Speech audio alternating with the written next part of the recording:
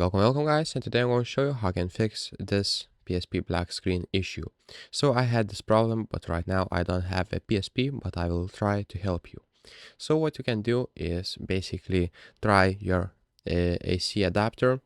First remove PSP battery, and after that put your AC adapter right here and try turning your PSP on.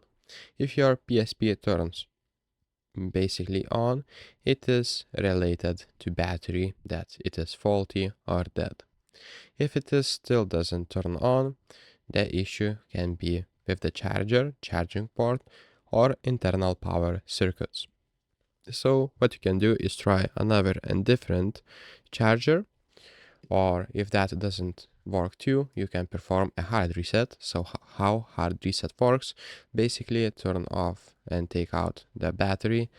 Make sure before you take out battery, turn off AC adapter.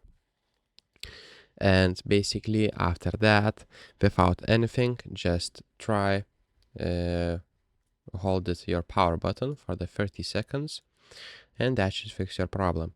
If this still doesn't work, you can try and check your faulty display, or you can try factory reset via buttons. So just power down the PSP completely, then press and hold triangle, square, start and select buttons simultaneously.